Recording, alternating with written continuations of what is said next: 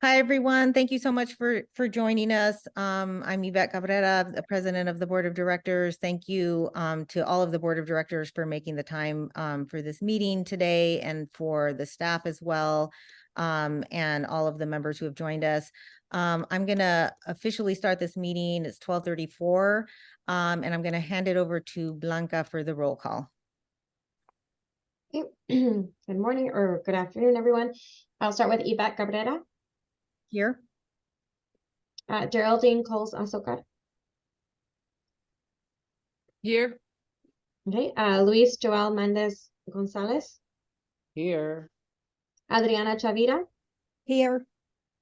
David Cordero Mercado. Here. Sarah Betancourt. Here. Melissa Makaya. Here. Samantha Rivera. Here. Nancy Pryor Johnson. Here. Christy Fajardo. Here. I see Dunya joined us. Here. Yes. Yep. Here. And then Edward Franco, our student member.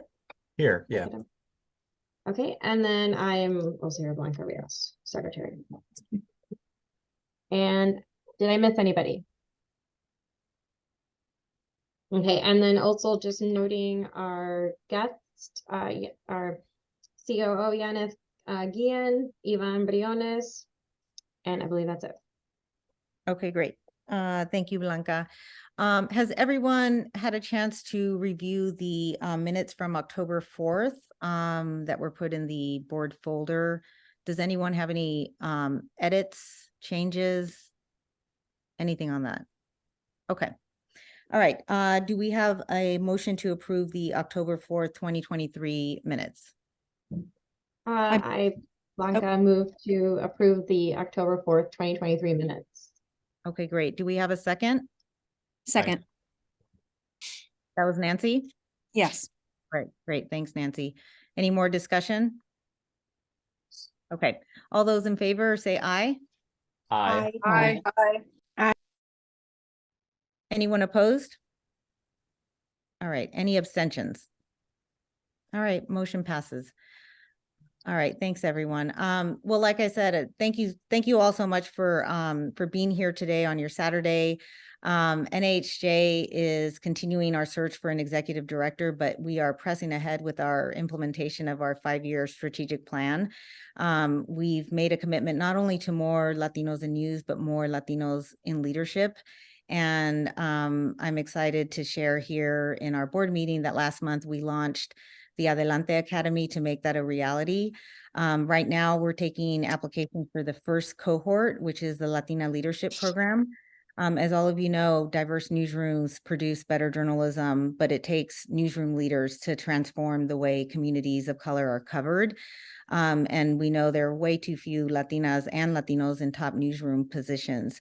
Later today during the board meeting, board member Blanca Rios will share more about this exciting new program. Meanwhile, we celebrated the amazing journalism produced by our members this past year. The NAHJ Awards were held last week in California, and they showed how culturally confident journalists can break stories that otherwise would have gone untold.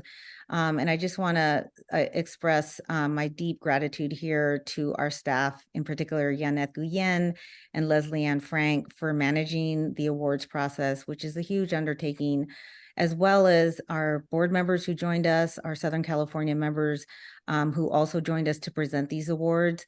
It was really an inspiring night. The setting was beautiful, and it gave us a chance to connect in person, which I think is always one of the most valuable ways that we build community with each other. I also want to extend a special congratulations to our very own Region 6 Director and board member, Diana Gutierrez, who has been promoted as the new co-anchor for Channel 12 in Milwaukee. She's the first Latina in her station to hold this role. And I'm so proud of Diana, especially because we all know how challenging it can be to climb the ladder in this industry. And she's doing it all while serving as our Midwest representative. Felicidades, Diana. As you all know, we are working hard to build a news industry that reflects the nation it covers, but we have a long fight ahead. Since the Supreme Court ruling against affirmative action, we've seen lawsuits in several industries that challenge the very idea of diversity programs. Entrenched systems always push back, but we are pushing onward. NAHJ members stand for journalistic excellence and accurate coverage of our increasingly diverse nation. So I just want to thank you all for your work in moving the journalism industry and this country forward. And now I'm going to turn it over to Yaneth Guyen, who's going to give us an organizational update. Good afternoon, everyone. Hola, hola. Espero que todos estén muy bien on this Saturday. Thank you all for coming. I see some members that made the time to come. So thank you so much for being here.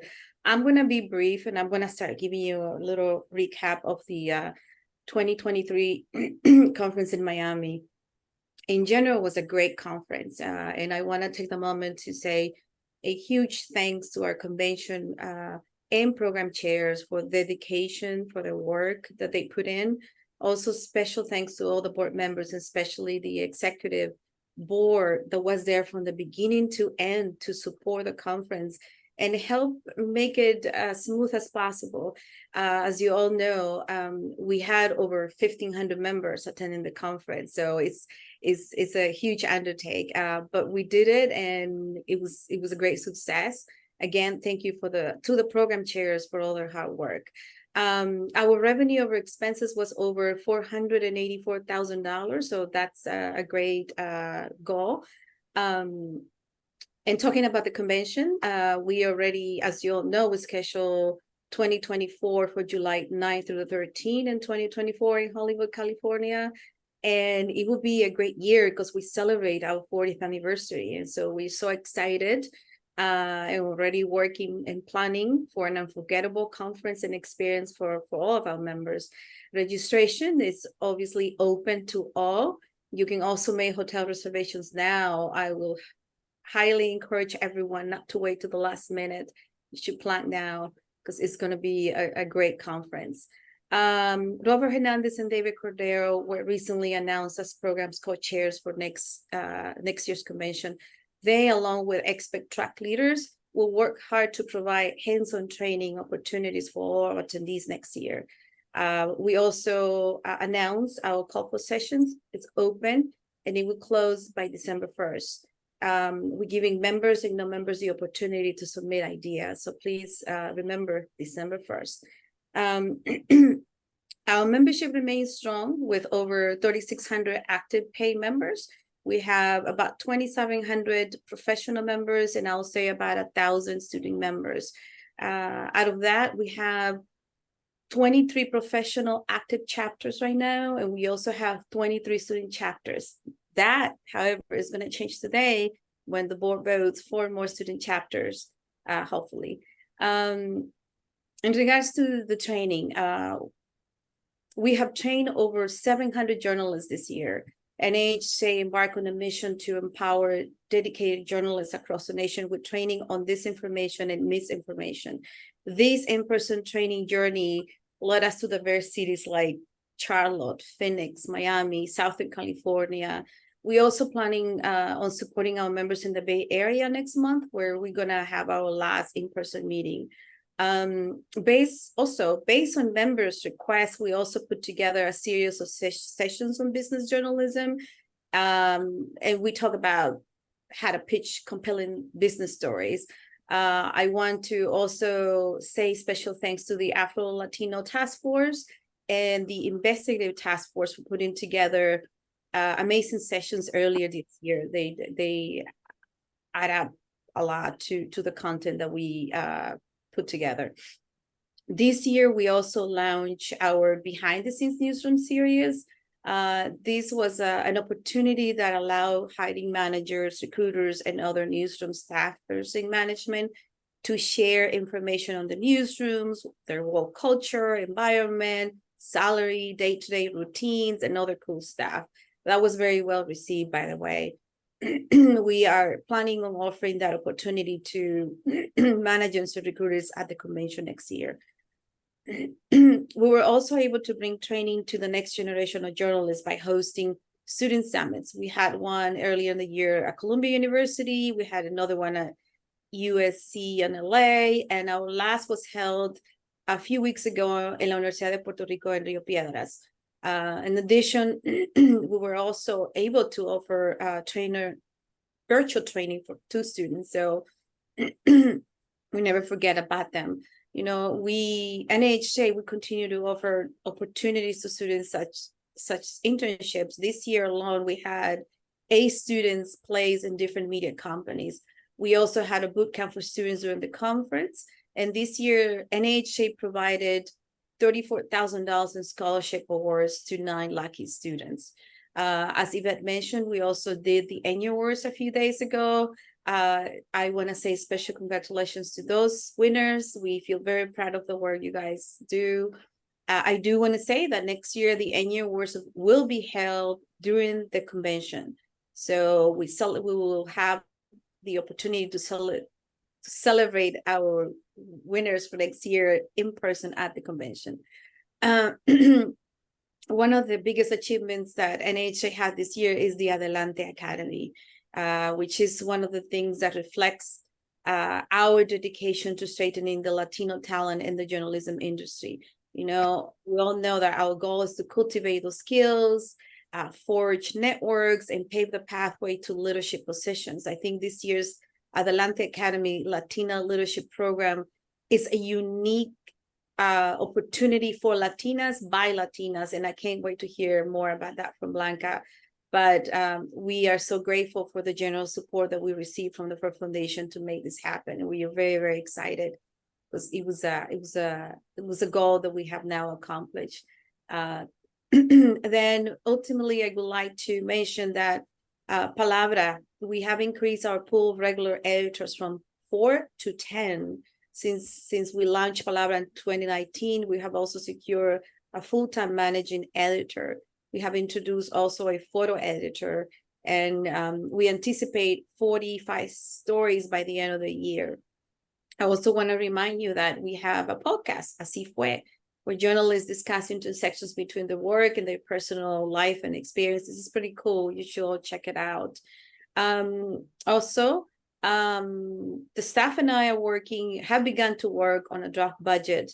I want to remind committees that if you have any ideas that you want to execute in 2024, well, I encourage you to submit your budget request to Yvette and Geraldine so we can propose that in the next budget. And I will take the last minute to say thank you. Muchísimas gracias to our amazing staff. As I always say, we're small but mighty, and we are true believers of NAHJ mission, and that's why we're here. I'm very grateful for the support of all the staff member. We have Ivan here, but I want to do a shout out to Yunuen Bonaparte and Leslie Ann and the rest of the staff. We hired Natalia Algarin this year to lead the Adelante Academy, and so we are very fortunate to have a full staff right now that is working hard to secure programming and new opportunities for our members. This is it from me now. I'm going to remain here for any questions. Thank you all very much. Thank you, Yanette. That was a lot to unpack. So I'm going to open up to the board members for any questions. And while you think about what you want to ask, I did have one question on the call for proposals. Last year, we typically do a Q&A virtual session in case people have any questions about proposals. David, Yaneth, is that something that we're thinking about doing this year as well in case people have questions as they prepare theirs? Yeah, we can schedule that for this. Well, it should be in the next week if the deadline is December 1st. But yeah, we can do that. Okay. We just want to take the opportunity to say thank you to Janet and Leslie Ann for all the support on the training that we have for students in Puerto Rico. It was a huge success, la cumbre que tuvimos aquí para los estudiantes. We have almost 60 students the whole day participating in different trainings and activities, and everybody was super happy for that event. Actually, thank you, David. We couldn't have done this without you. I mean, as you all know, we're short staff, and we couldn't have done this without your help. You were a tremendous key player on this. Thank you so much. Thank you. All right, we have a lot of hands raised. Geraldine, go ahead, and then Luis Joel, and then Dunya. Janet, can you go up again and the breakdown of the membership? That was like a little too fast for my note taking, if you wouldn't mind, please. Yeah, no problem. We have 3,647 active paid members. So we have over 500 members that have not paid dues that are in grace period. So out of that, 2,700 are regular members and about 1,000 are active student members. Okay, and is there a plan to like reach out to people to see if they would like renew their memberships, or is that something that No, that's can help something- with? that's an ongoing plan. Like it happens on on monthly basis. Yes, we send renewal letters, and yeah, but there's usually a little bit of decline after the convention. We normally see an increase of membership renewals before the convention, but a lot of people, remember, it's annual due, so everyone who expires right after the conference will not join until the beginning of next year. So it's not Yeah. My last question, do we have auto renewal already? And I know that in the past that wasn't an option, but no. we have it now, right? Yes, we do. Okay. Okay. Luis Joel? Yes, good afternoon, everybody. Thank you for being here. I have talked already about this with David Cordero, but I really encourage also Robert, who is the other chair of the programming committee, to extend the deadline to submit proposals, because December 1 is very early, very, very early, and it's going to be tough for members to work on those proposals and to submit them by then. So if they can extend the deadline at least 1 week more, I know that our timeline is tight. But you know, I've been working on proposals for the last 2 years, and they take a lot of time, especially confirming panelists and moderators. So yeah, I don't know, just consider that possibility because it's going to be tough. Thank you, Luis Joel. We'll definitely consider that. All right, Dunya. I just wanted to say that we can utilize the chapters. For example, what I have done as a LA chapter is I keep sending emails with the support of the board to the people that are not registered, and we are having new members. So I'm gonna meet with Junwem again and see how many we got new in the last month. So that's something that maybe we can just reach out to the chapters to make sure they are doing the push in a monthly basis, because that's what we're doing here in LA. We also give them invitations, and then they send me a screenshot when they got registered already. We participated in the LEA LA. The book fair is the biggest one in LA as the national. We didn't do that as a chapter. So I don't think I ever informed you guys of that. Leslie Ann helped me, Janet and Junwem. We got the banners and everything, and we have few journalists that have books. The beautiful thing of that, it was over 10,000 participants. It was free for our members because they gave us the access for free. So as NHJ, we didn't pay anything, and they already extended the invitation for next year. So it'll be nice if we have people that wrote books in Spanish that they can participate next September. And they are there to sell their books, showcase their book, do presentations, speaking. My booth was open to our NHA members. I encountered difficulties with the people in charge of Palabra because I tried to contact them a few times. So I only had 2 book presenters when we could have more, because it was a total 4-day event. So we had a great presence as journalists there, and this is done with La Organización Cervantes y también la Universidad de Guadalajara, estaba la Universidad de Los Ángeles y la Biblioteca Oficial del Condado de Los Ángeles. So it was very big. And I think for next year, we should kind of keep in mind for our Spanish journalists that they have this opportunity, and maybe you guys can help me to spread the voice. They don't have to be from LA, they can be from anywhere as long as they have a Spanish book or poems and any way of expressing without being a news report. And this is a different outlet for our journalists. Also, another thing that we were able to create that I have not been able to give you guys a report, I've been really busy. The students in USC, I started like mentoring the students in Spanish, and we finally got accepted for a Spanish newscast in USC. And the new thing, we are on our third newscast, okay? And this third newscast, the new proposal that I did with them, it got accepted. It's not only having students from USC doing the newscast. So they have 3 anchors, they're Spanish speakers from USC, but we have reporters from Fullerton.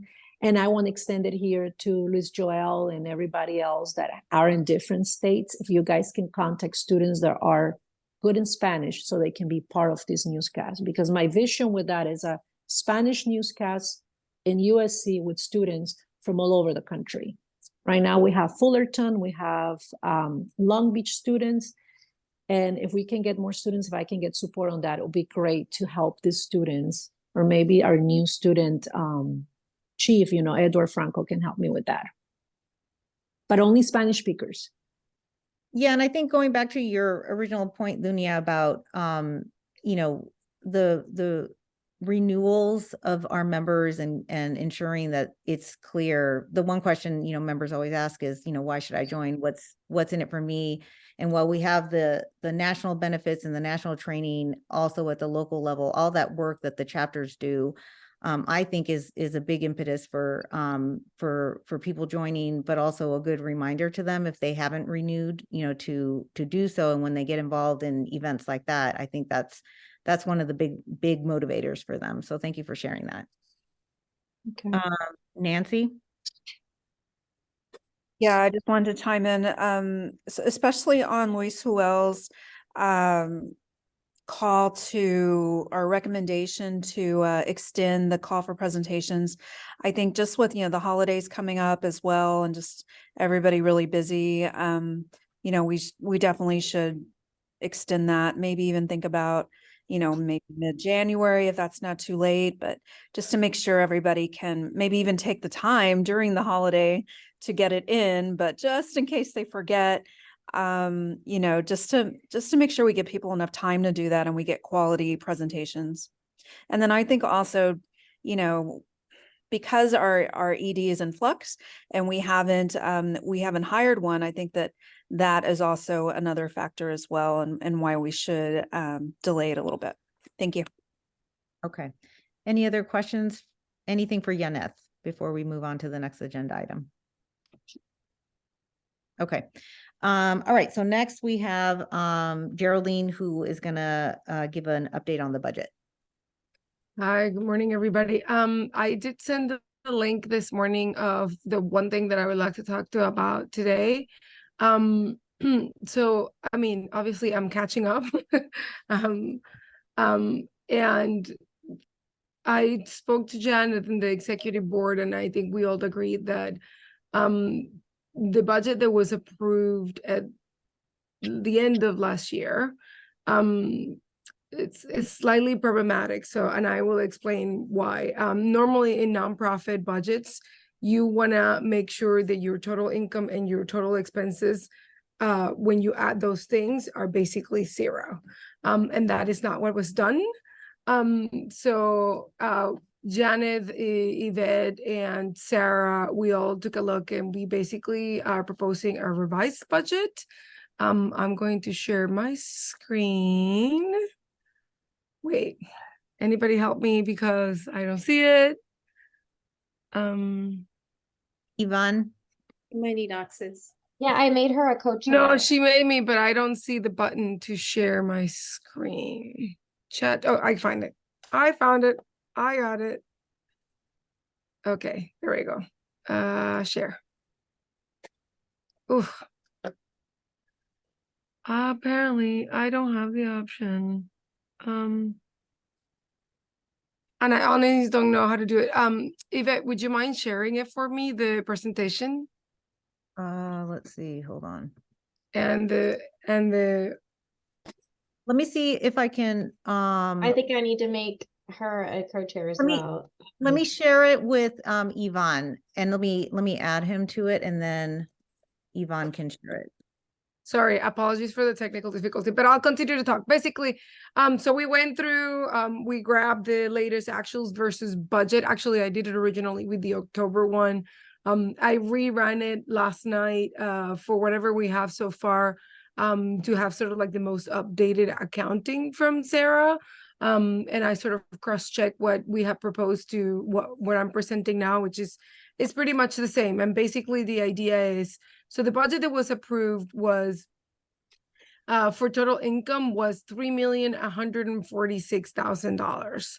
And the expenses that was approved was $2,312,000. Thank you. So if we could go to the second page, please. So this is what was approved. It was 3,146,270. And then the expenses, what was approved was 2,300,012 and 531. So there was like an 833,000 difference in there. And usually, I mean, that wouldn't be a problem normally in budget, but you also in nonprofit world, you always want to make sure that you're at zero, and that if you for whatever reason have excess income, that's just meaning that you had a good year, right? In nonprofit worlds, you're supposed to basically money that comes in, money that goes out, and that's why those budgets are supposed to equal zero. If you go to the next page, please. Actually, Yvonne, can you share this other one too? I'm gonna send it to the chat. In the meantime, so I just went over the normally, the other thing that was not done that we had started to do in practice, but I know that it wasn't necessarily done all the time, is basically you would have a mid-year review of your budget. So that is usually sort of your window, around July or August, where you take a look at like, how much are we spending? How much are we expected to spend? How much is really coming in? Are we having potential grants that were really gonna come in? And you would make adjustments to the budget then. Again, the idea is always for you to be at zero. Whether or not the board approves the revision of the budget that I'm proposing, we will have a shortfall this year. Right now it's around, so Ivan, if you open that second document that I sent you. Oh, yeah, I'm gonna need I access. see. Hold on, Ivan. I just gave you access, so if you refresh. There we go. Okay, so if you scroll down to line item 208, please. Okay, so the yellow is sort of like, what was sort of approved here, and then this orange line, or sorry, pink line here, that 65,000, that is what we know that we're gonna have a shortfall now. But again, there's still some outstanding expenses that haven't come in, or bills that we haven't yet paid, they haven't been reconciled. I know that there's also some payments that Palabra also needs to make, so those are also not here. So that's sort of, but Sarah estimates that this is going to be closer to $100,000 by the end of the year, basically when we close out the year. Ivan, if I can trouble you to go back up to line 8. Okay, so here is the actuals versus budget. If you guys can see, the budget is sort of the second column here, and in the far right is the revised budget. So basically, I just went ahead and adjusted a lot of those line items. And I know that I only sent this morning. Vani, if you can scroll slowly. So all the lines that are in green is basically a line item that I did not change what was budgeted originally. Everything else has sort of been adjusted so that we could then come down from the 3.1 million to the 2.3 million. And if you land in page 59, you basically can see, right? We budgeted for 3.1, and then what I'm suggesting that we land is on that green, which is the exact same amount of our expenses that was budgeted. If you wouldn't mind going back to the presentation, please. Thank you. Okay, so that's the shortfall. Why do we have a shortfall? I think the board approved a very ambitious budget in terms of what our income was gonna be. We ended up, obviously, as we all know, losing our ED in the middle of the year. And we also did not get as many grants as what was originally planned. Also, I think another important thing to note is, even though it looks like we have a shortfall, a lot of that money didn't come in this year, but did come in 2022, and is actually money that we were supposed to use in calendar year 2023 for specific purposes. A good example of that is Palabra, right? We got the, Janet, help me. The Oh, Zuckerberg, thank you, Zuckerberg, sorry. The Zuckerberg grant, right? And that is to be used over 2023 and 2024. So basically what that means is that even though that money came in last year, those expenses are happening now. So they go into the expenses for 2023, but technically in that sense, things even out, because that is the commitment that we do when we received that money last year, if that makes any sense. So next year, we'd also have part of that commitment of the Zuckerberg grant, which we're gonna see those expenses coming in. But hopefully by next year, things will regulate and we'll have a lot more grant money coming in, whether it's for Palabra or for other projects. Can you go to the next slide, please? And I know that it's scary to hear that we have a shortfall. This does not mean that NAHJ is in the red. I want to be very clear about that. NAHJ has a lot of money in the bank. We are probably in a very good financial position. Or probably one of the best financial positions that we've been in decades, right? We have a lot of money in the year. We have over 6 months of operating funds. It just simply means we had an odd year. Some of those things were obviously outside of the control of the board, and, you know, circumstances of some events that happened. And if you could go to the last page, please. And here's a quick comparison of, you know, what was approved. Here's the budget approved, and here's what I'm proposing to approve in the budget. And does anybody have any questions? And I think you can stop sharing, Ivan. Thank you. Oh, Blanca, did you have a question? I actually, if you can keep that up, that last page, unless you can share this with me later. I don't know. Yeah, I can share it. Luis, Joel, and then David have questions. Go ahead. Yes, I have a couple questions actually. Just to be clear, Geraldine, ¿hasta cuándo va a estar vigente este presupuesto? So this budget ends December 31st. And then in January 1st would kick in of the budget of 2024, which we also, Janet mentioned that she's working with the staff to sort of put the priorities that they have. And then Janet and I will work later. That's sort of like the next step into like seeing, one, if there's funds to operate those programs, and two, what are some of the opportunities for grants. And I know that the Elevate is already working with us in trying to secure some grants and some of those things. So the budget will probably include some of those grants that we have potential expectations of actually getting for 2024. Okay. Do we will need to cut some expenses because of this for this year or next year? I don't know for next year yet, because we haven't done the exercise of actually making a budget. I honestly think that by the time I came in and by the time that, you know, it was sort of like a realization to everybody that we were going to have a shortfall, some of these things are commitments that we actually have that we have to pay, and some of them are bills that we have to pay. So we have no option but to basically have a shortfall. Okay, perfect. Okay, perfect. Thank you. David? Hola. Hola. Yo tengo más bien un comentario más que una pregunta. Geraldine, gracias por el esfuerzo.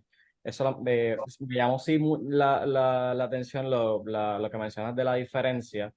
Y estoy tratando de recordar los detalles de la reunión en la que aprobamos ese budget. Me parece que fue un voto unánime, no recuerdo que haya habido ningún voto en contra.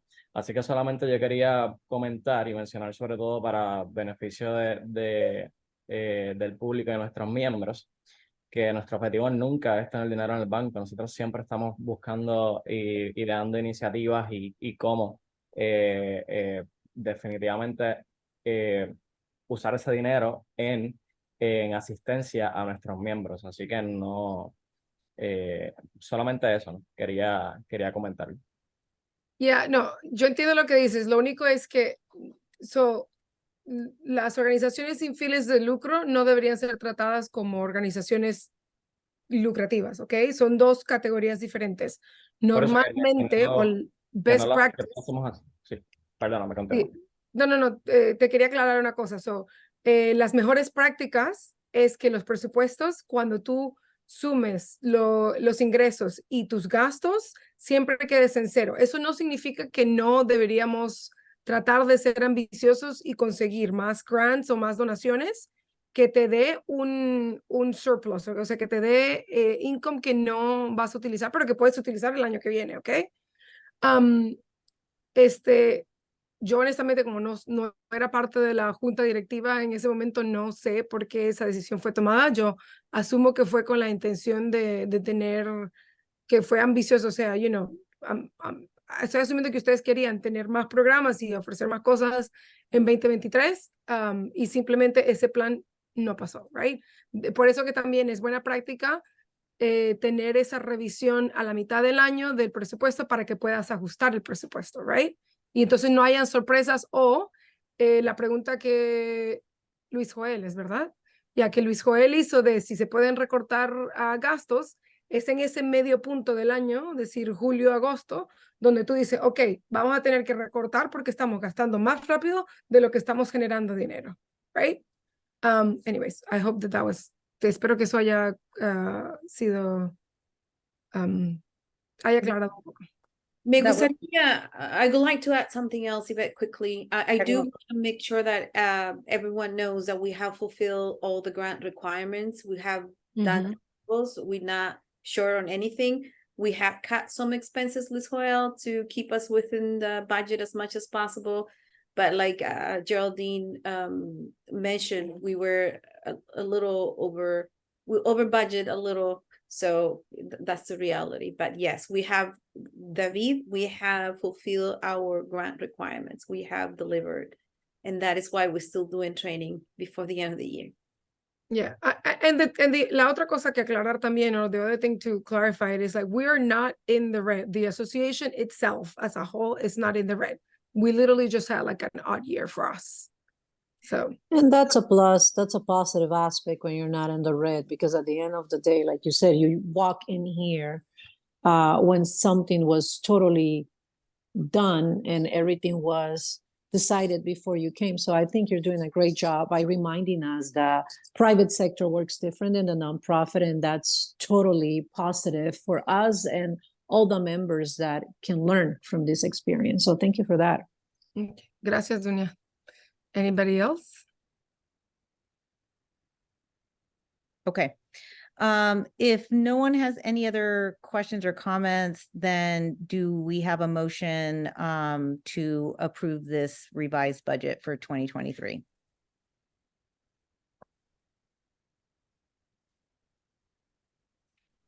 I I motion, present, Okay, who was that? Nancy?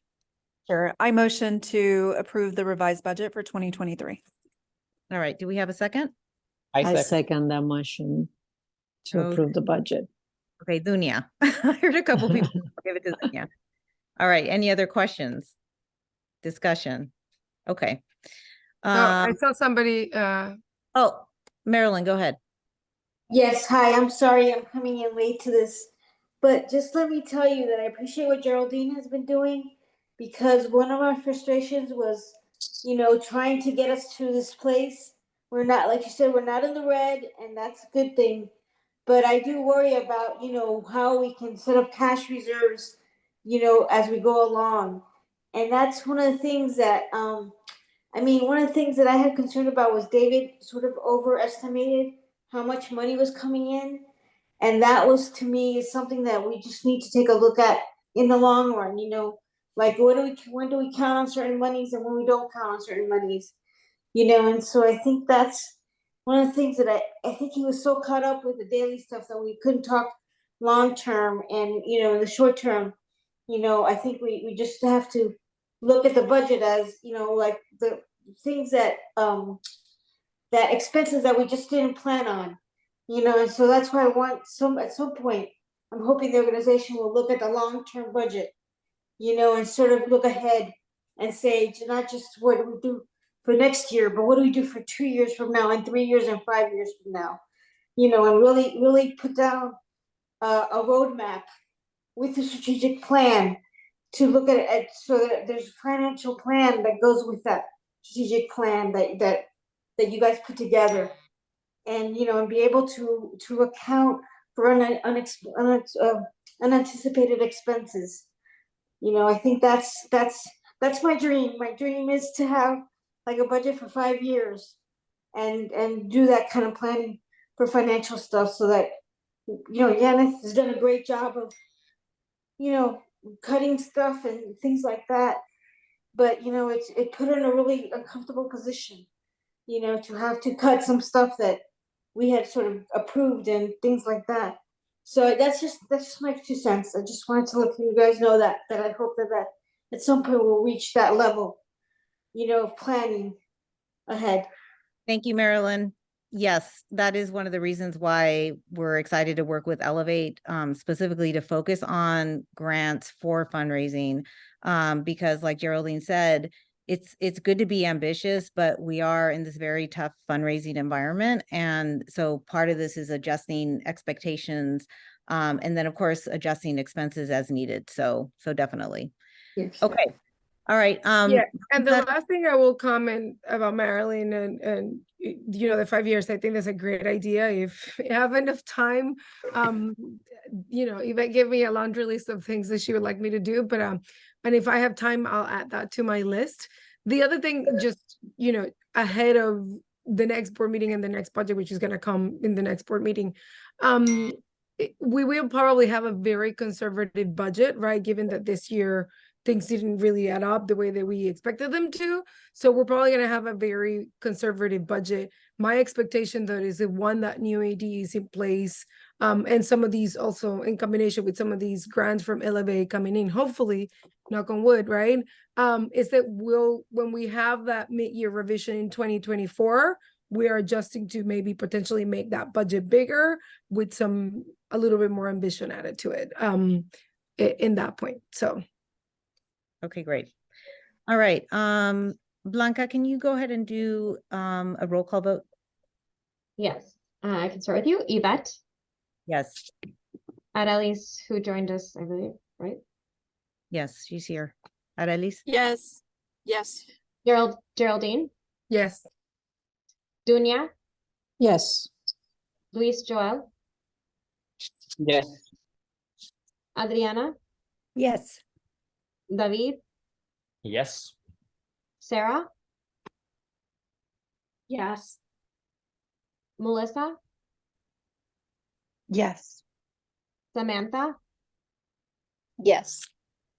Nancy, Yes. Deanna, Yes. Johnny has not joined us, correct?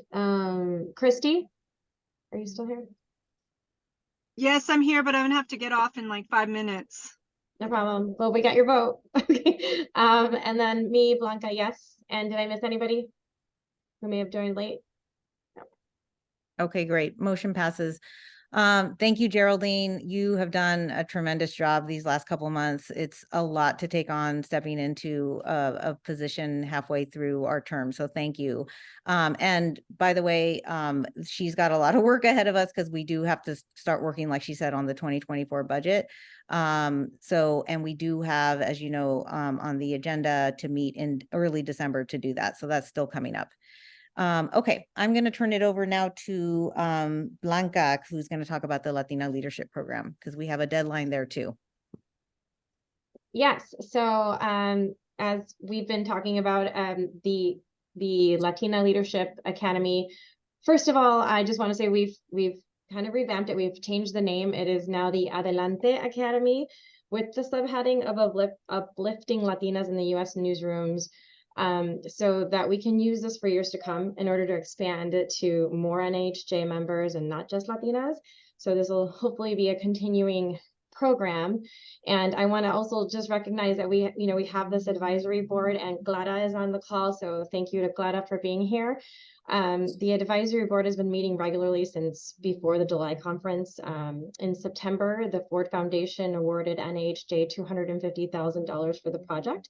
Yaneth was instrumental in getting that. And with that money, we hired consultant Natalia Algarin, who is overseeing the programming and the curriculum. And NAHJ is also partnered with Columbia University for this program, so that's super exciting. And we've also, the advisory board has named former NAHJ president Nora Lopez as the programming chair. So our goal with this program is really to stand out from other leadership programs. We're going to be offering this right now to mid-level career, or we are offering this to mid-level career Latinas in news who may already be in some kind of leadership role or aspiring to be in a leadership role, but want to get to that next executive level. And we've already opened it up. We have applications. We started receiving them in October 19th, and it closes out on November 19th. So it's fast approaching. And we have a couple of Q&A sessions. We just had one last week for anybody who's just interested in asking a little bit more about the program, which, by the way, I didn't mention it. It's free tuition. It's an aggressive program that I think is really prestigious, looks great on your resume, and will hopefully really train you to get to the next level. And we have one last Q&A leadership or Q&A session on November 16th for those who want to still apply or are still interested. But it does involve, giving us a proposal. It is an involved application, and we hope that there's still some more people interested. And I don't know if Yvette wants to add anything else to that. No, thank you, Blanca. Let me just add that this is in partnership with Columbia University. And so it'll have a component that's in person at Columbia, virtual sessions in between, and then the graduation of the cohort at our conference. So it'll be exciting, and we are getting, we wanted to share this here because we know all of the board members have large networks. We want to encourage all of you to encourage the folks that because it's the first time we're doing this, we're assuming that people are going to have a lot of questions. But like Blanca said, we're aiming to get that mid-level, people that are already in these mid-level leadership positions that are hoping to become editors-in-chiefs, the CEOs, the publishers of news organizations. And so if you have a proposal, because some people will say, well, I'm not in this position right now. If you have a proposal to try to change things in your newsroom, we're looking for people that have potential. So please spread the word as best you can. Any questions for Blanca? Well, it looks like Luis. Yeah. Yes, in the first place, congratulations, Blanca, because I know that you have been pushing for a lot of time for this initiative. So I'm happy that finally esto se concretó, like we say in Spanish. I have a question. How many applications we have received so far for the program? At least, well, the last I knew was about Five. Well, less than, yeah, 5, but I think we I think we had a couple more, right? Okay. No, Uh, we don't have more right now. But we don't know, we probably this first year, we probably will have about like 10 participants. It just kind of depends on the applications that we receive. But Yeah. yes, we are aggressively looking. So if you do know of a Latina in a mid-level position who'd be perfect for this, we're just really trying to get the word out. Yeah, that's why I wanted to ask, because maybe we can help promote more the program and find Yeah. people in our states and our territories to apply to. That'd be great. And Nancy, I think you have a question? Yeah, just to be clear, so what is the goal for how many people again that you're trying to get? Probably 10. inaugurally maybe 10. It's just, we're not sure yet, but probably 10. And then the dates that you had for the trainings and the information, so they have to be able to make those trainings every. Yes. Okay. And then the other Well, question. we have, there's like 4 phases, I believe. Let me go back to the, but the first one would be in person in New York at Columbia University in January, the end of January, and that's phase 1. Phase 2 would be virtual. There would be like several virtual sessions, and then we'd have phase 3. I would just be one more virtual session, and then we'd close it out at the actual conference Okay. for phase 4. It's now called Adelante. Adelante. No. So we Oh. realized, because in our strategic plan, when we talked about providing leadership training, we want to provide it to all our members. And we realized the grant is to support the Latina Leadership Program, but if we called it the Latina Leadership Academy, it would just be focused on one group. And so we renamed it the Adelante Academy, because under that umbrella, any segment of our membership can be served. And that's our goal via our strategic plan. We said, if we know we need to increase the number of Afro-Latinos in newsrooms, we can have a cohort. If we find the funding and support, it would be under the umbrella of the Adelante Academy, and it would have its own name. So this one is focused on Latinas. It's the Latina Leadership Program under the umbrella of the Adelante Academy. I got it. Okay, that's clear. Thank you very much. It's like a subheading. Our subheading is uplifting Latinas in U.S. newsrooms right now. So. Over. Okay, no, that's clear. Thank you and congratulations. That's exciting. Yeah, we're really excited. Dunya. It was actually the same question as Nancy, if they needed to be physically in New York, because we are promoting it in our, in NBC Telemundo, and I seen that email coming once a week, trying to motivate people. But they have to be in New York at the end of January for the first phase. Right. Well, Yaneth, maybe you can discuss a little bit more about expenses, but I mean, it is free tuition, but New York it's just because it's at Columbia University and we're partnering with them. Yeah. But you don't have to be in New York. You don't have to live in New York.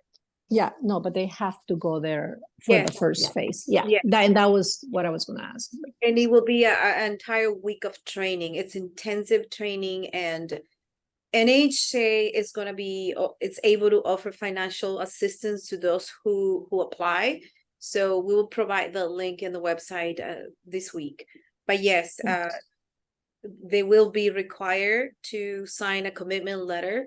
So we're also gonna send you, all board members, a social media kit that has graphics, has messages that you can utilize so you can reach out to your networks. It's important that we have a good pool of candidates. And so we only have 5 applications right now, but that's not a concern, because as we all know, journalists are very busy and they usually apply at the very last minute. So I'm confident that we're going to get a good group of people. But I did send a message to specific task forces or committees that I wish they can help us spread the word and make sure that we get a specific nominations from the Afro-Latino committee, for example. We would like to see at least 2 or 3 candidates from that group. I also sent a message to the GLBT caucus to make sure that you guys can please help us a little bit, recruit some prospect candidates, because we want to make sure everyone hears about it. It's a wonderful opportunity, and it's going to be intense, credible, very, very good experts on the fields that will be training our Latina. So let's push our networks and spread the word out. Nancy, I think you have another question, or is your hand up from before? Yeah, just one more thing. So in the New York part of it, the phase 1, so it's pretty much 1 week, right? So if they go to that, they need to make sure to be able to work or devote all their time to that week. They can't like work from there or anything like that. Like they have to be completely devoted to this program while they're there. Yeah, and that there was one of the questions that came up in our Q&A session is that we do hope that you reach out to your managers and get their blessings on this, because they need to, like, obviously this is time off, but this is a training. So we do, you need to communicate with them, and yes, it is intense. It is a week. It's like you're not going to have time to work. Yeah. Okay. Thank you. Arelis? Yeah, okay, I know this is like gonna be a question, but is this a opportunity available to members of this board? Not that we'd want to fill the ranks with us, but just a question for some of our members who are members of the board as well. I think we should, Yaneth, you can provide a little bit more input, but like typically for like the NAHJ awards, we don't, the board doesn't apply to those or get those awards because it is a conflict of interest. And I think in this case, it would be a little problematic to have our board members participating in this, but Yaneth, I don't know if you want to provide some thoughts on that in what NAHJ has done with past programs. I think the mission is to basically strengthening the Latino talent in the industry. And so I see, not just with the board, but with chapter leaders, a good amount of possible candidates. As long as the board doesn't require money, financial aid, I think NAHJ can be in a good position to offer this opportunity to our Latina leaders. I'm not suggesting it otherwise. I mean, we can speak about it a little more within the executive board, but I think the goal is to nominate, empower, and make Latina leadership opportunities available to all. I would love to see some of our board members that have those skills already grow more if possible. But again, the only self-conflict could be money. I don't see any other conflict of interest. But no, thank you for the clarification. And I would, hope that every board member has an opportunity to nominate at least one, potential candidate to this program. But thank you for the clarification. Oh, wait, Arelis, were you asking if we can participate or nominate someone? Because it's a Either or. Okay, because Oh, people submit their own applications. It's not a nomination. So people would submit their own applications. But I thought you were Well, asking. yeah, I was asking if we could participate initially, and then I just followed the thread of the conversation. No, I think it would be a great idea for each member of this board to at least encourage at least one person, not nominate, let me use different language, but encourage at least one person that they know to apply. Oh, yeah. No, definitely encouraging people to apply is definitely a good thing. The thing that I'm conflicted about is, whether we should participate. I don't know. We can talk about it more with Yaneth, but because we serve on the board ourselves, I don't know. I'm a little conflicted about that. So who was next? Luis Joel? yes. Yes, before asking the question, I do agree with Yvette. I believe that could be seemed like a conflict of interest. And, we need to be careful, tenemos que hilar fino. But yeah, I just wanted to ask regarding the program, do we have a marketing plan to promote the program with maybe something designed by our communications team or something? Yes, we already sent it to you all, but we can resend it this afternoon. Ivan, if you have access to it, we can share it via the chat or the private channel with the board. But you have assets, you have social media messages, you have graphics, you have the narrative. So yes, feel free to share with your networks. It's very important that everyone hears about it. Geraldine, I think was next. Geraldine? How many people have applied so far? Do we know? Yes, we have 5 applications. Right. Okay. Dunia? I was gonna go back to what Arelis was asking. I do believe it's also important that members of the board and the chapters feel they're included because they give all this time they are serving, not only moving away from their families. And if we want to keep it very transparent, we just can make an exception in the context of the money. Okay, NAHJ is not going to give you the money if you're part of the national board to get reimbursed, but you can request it through your companies. I have done stuff like that. I did a big leadership program with USC many, many years ago, where there was a conflict of where I was part of, and the money came from a different source. But I do think you motivate the board members that want to be part of it because they are creating this for the members as a whole. On top of being members, they're also giving their time. And due to the fact that they're part of the board or the chapters, they're always excluded. You know, so I think you motivate your own leaders if you just come up with whatever. You can say, okay, 1 member of the board this year, or the ones that are interested, let's do a whatever way of selecting that person with the transparency of not providing the money to make everybody else feel comfortable. And that will be my suggestion, because if we eliminate the option of the members that want to be part of it, to me is like, okay, so why I'm serving for free if I'm not going to be included in the programs that I want to be in? Let me be those are clear. interesting. Let me be clear though, all of the chapter leaders can apply. What we're talking about is our board of directors here and whether it's correct and fair, you know, for us to apply for something that we are promoting as board members. So I mean, I think this is good feedback, and I think Yaneth, we can go back and talk about, because it's not just the financial assistance to help people get there, it's the tuition that's being covered by the grant. So in some ways you can't like rewind and not provide that tuition money. It's automatically covered. So if a board member was to apply, they would automatically benefit from that, even if they agree not to get financial assistance to fly to New York. Gotcha. Okay. Let's see, Marilyn. I have a question. Is the entire grant for the Latino leadership, or is it for the Adelante? Is there any money for the rest of the academy? It's for 2 years, right? Yaneth? Yeah. So, Yes, it is for 2 years for the Adelante Academy. For the Adelante Academy, the entire academy. Correct. Right. So like you said, that's going to be the umbrella. And then under that is the Latino leadership, right? Correct. Okay. And also just, I notice there's no more questions, but also one thing to keep in mind is one question that came up too is some of the I would think a perfect candidate for this too would be somebody who's maybe out of a job or just recently laid off.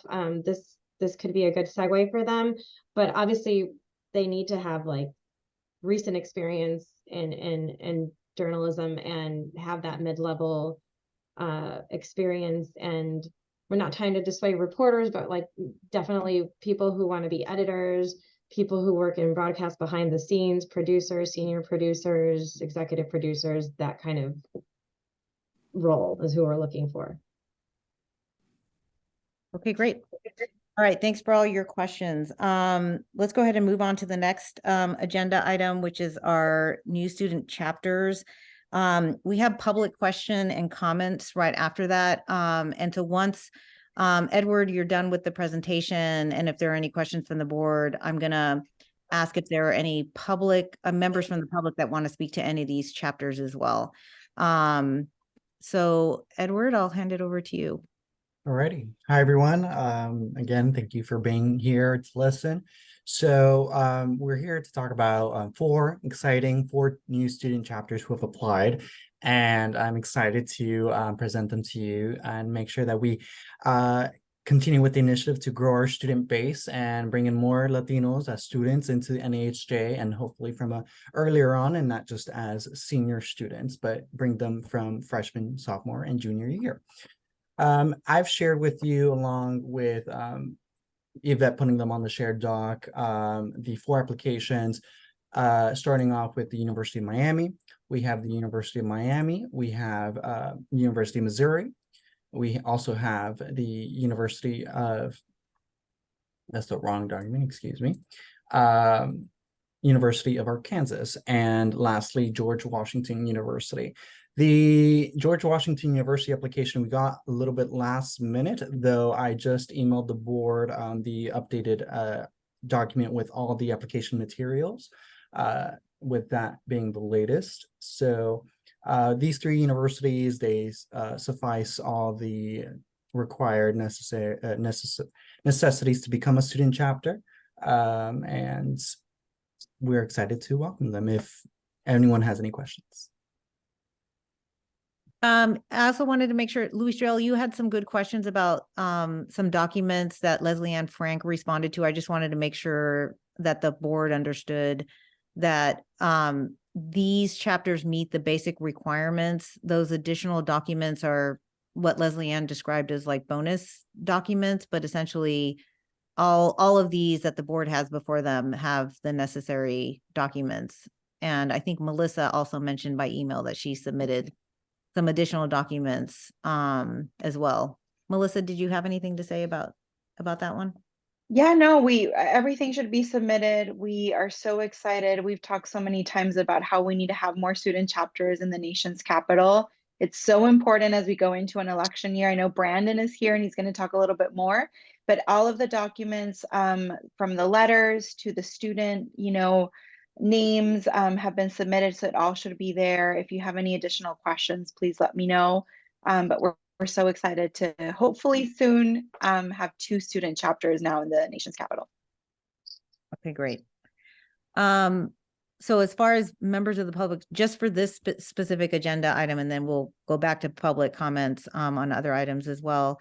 Does anyone want to raise their hand to speak on behalf of any of these chapters? Okay. Yes. Oh, wait, let's see. Rochelle had her hand up, and then I'll go to you, Brandon. 1 second. Go ahead. Yeah. Thank you so much. Hi, I'm Rachel Sanchez-Smith. I'm a VP for the incoming University of Arkansas student chapter, and I'm also a reporter for our local NPR affiliate. It's such an honor, and I don't want to take too much time, but it really is an honor to create a chapter, which, hopefully will be a flagship for the rest of Arkansas, and to be just around so many accomplished Latino journalists.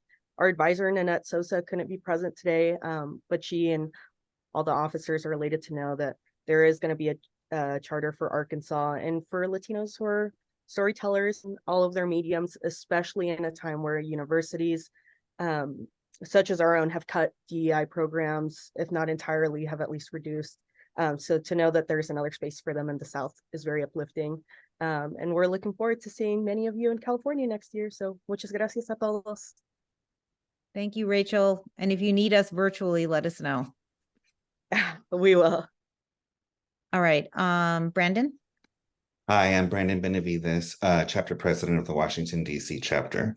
I asked the board to approve the student chapter at George Washington University in Washington, D.C. The students did all the work and made this happen. They were interested in starting a chapter last year when some of the students attended our Washington, D.C. journalism job fair at Georgetown University School of Continuing Studies. Avra Silva, student chapter president of the George Washington Association of Hispanic Journalists, and their advisor, Barbara Benitez Curry, have met with members of the Washington, D.C. chapter and the student executive board. Our student outreach chair, Priscilla Alvarez from CNN, led this effort on our behalf, and they are very excited to move forward. If this is approved, this adds a second chapter in the district along with American University. We offer our Charlie Erickson student internship supplement to students who intern in the Washington, D.C. area. This can be anywhere from $500 to $1,000.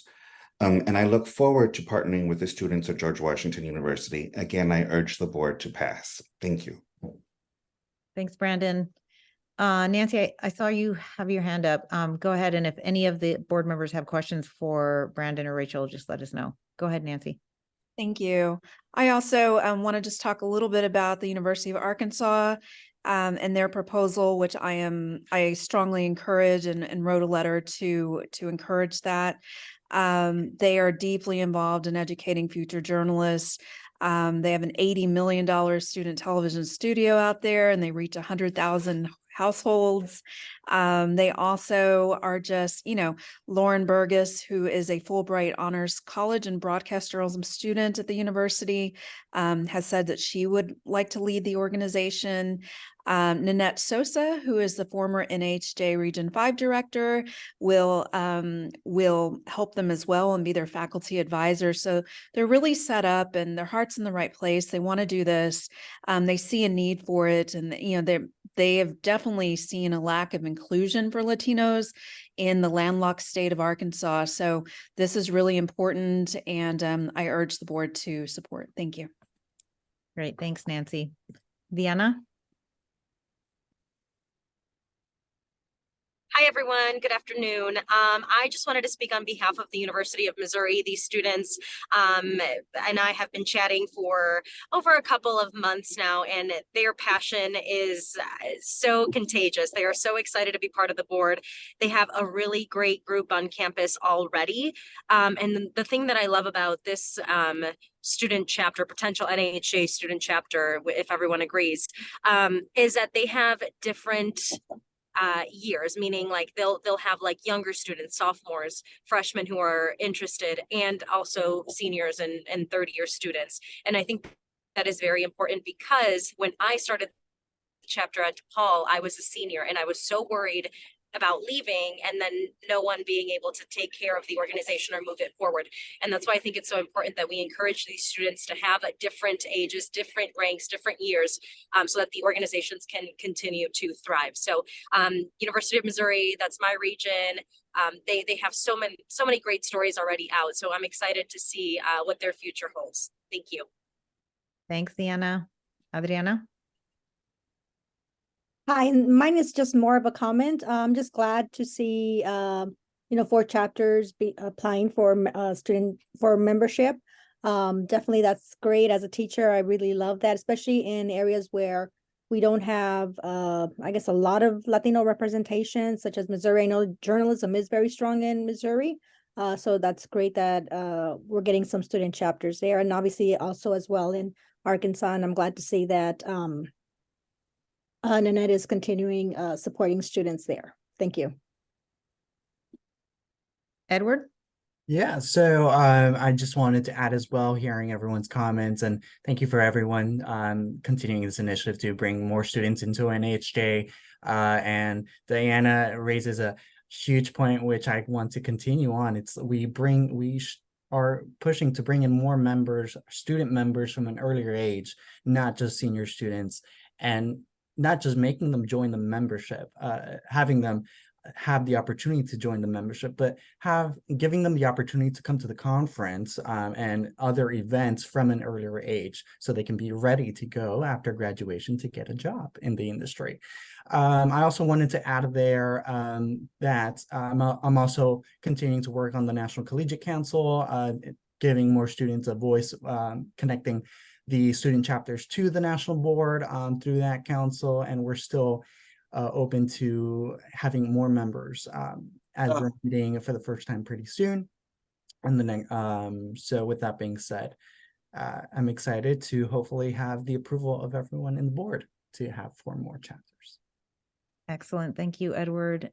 And Deanna, is your hand up from your previous comment, or do you have I just have one more question I forgot to ask, because this is something that the students reached out to me not too long ago for, and I wanted to get all of your opinions on this, because they said, if approved for the chapter, for the national student chapter, is it possible for us to reach out to NAHJ members in our region and ask for potential sponsorship or some type of help for the California conference next year?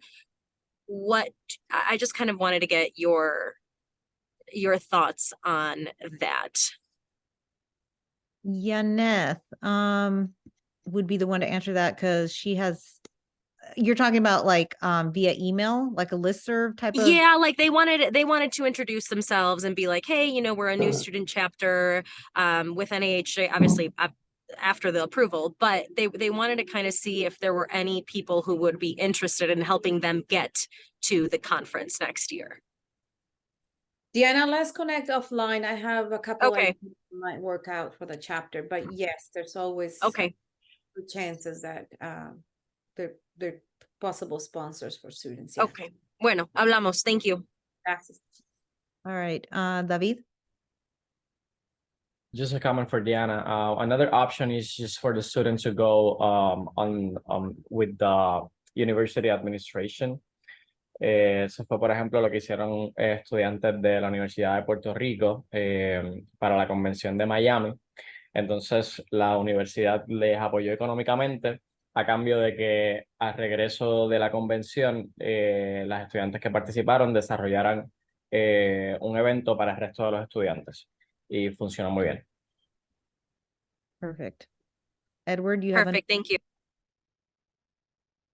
Yeah, so and adding also that to Deanna question, just a reminder that we do hopefully we'll continue the NHJ scholarships for the conference for students. So that's another opportunity for students to receive a way to get there.